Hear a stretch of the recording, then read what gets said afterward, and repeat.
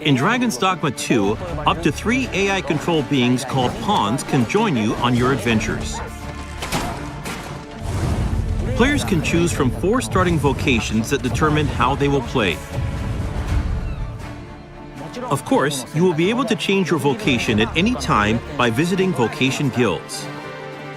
For now, let's look at the fighter vocation. Wielding a one-handed sword and shield, the fighter excels in melee combat. As a fighter, you can cut down enemies with a sword and protect yourself and your party using your shield.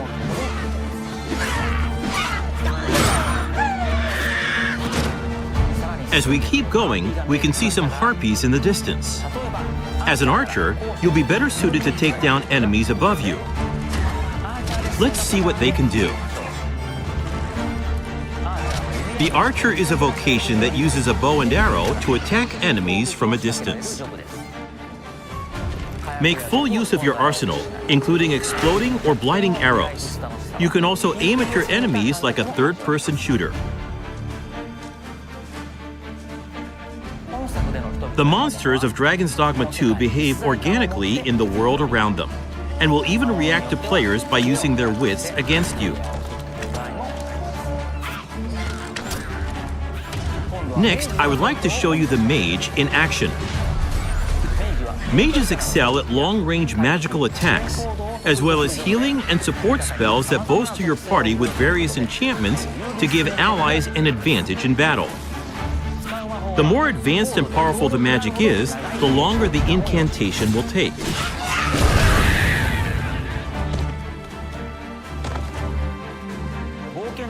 In addition to the pawns you adventure with, you will occasionally act with other inhabitants of the world.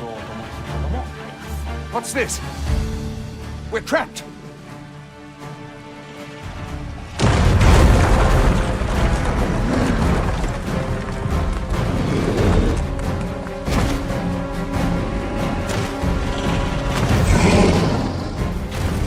Lastly, let's take a look at the thief. As a thief, you use daggers to strike at your enemies, relying on agility and quick attacks. Use Swift Step to quickly move away from enemies after an attack. The key strategy for the thief against massive monsters is to find openings and cling on to the enemy to deal damage. Fighting head-on is always an option, but it's a good idea to utilize the environment around you while engaging with enemies. Between your chosen vocation, diverse terrains, and the particular monster you're up against, each encounter challenges players and their party to use their creativity to succeed. 2 nations prosper in the world of Dragon's Dogma II. Vermund, the human kingdom, and Batal, the land of Beastren. In Vermund, the Arisen who slay the dragon have ruled as kings for generations. This land of lush meadows and rolling hills is ripe for exploration. In contrast, Batal is a rugged canyon nation with a city built on the site of ancient ruins. It is home to the Beastren and their unique culture. The nation of Batal offers players a different experience from the human kingdom, with diverse environments to explore and monsters to encounter. In your adventures, you might come across people who call out to you. Oh, have you some business with the apothecary, sir? Other times, you might receive quests from people who you aid. Thank heavens. Thought I'd ne'er make it. If I might be so bold as to impose upon you again, would you be willing to accompany me to the cenotaph and safeguard me from harm?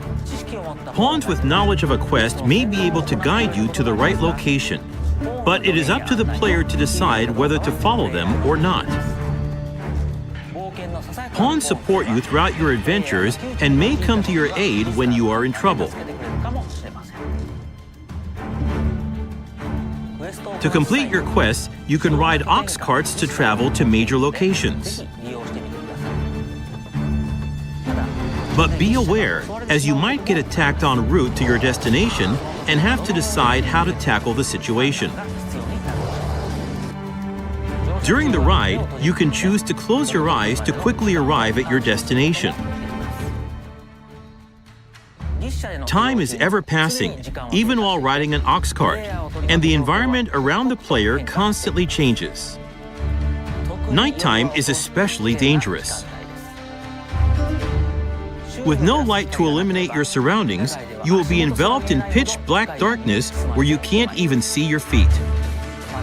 Also, there are dangerous monsters that only appear at night, so you need to be careful when adventuring in the dark.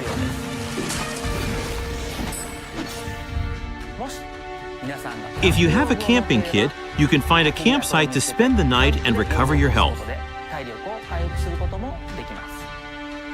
Good evening, Arisen.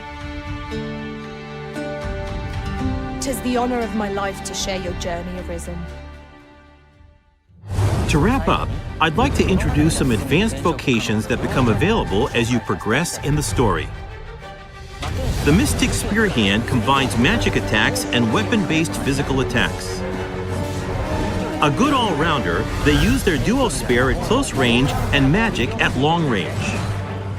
They can also use magic to block an enemy's movement or throw multiple items at once. The Magic Archer is a vocation that further specializes in long-range attacks with magical arrows. On top of healing and providing support to your allies, they can learn a skill that releases a powerful attack over a wide area in exchange for reducing their own maximum HP. And of course, there are other unique vocations you can look forward to. We have a playable version of Dragon's Dogma II at the Tokyo Game Show Capcom booth. Depending on the choices they make, each player can experience very different playthroughs. We're very much looking forward to the impressions of those who get a chance to play. Dragon's Dogma II is being developed for PlayStation 5, Xbox Series X, Xbox Series S, and Steam. Please stay tuned for more information. Thank you.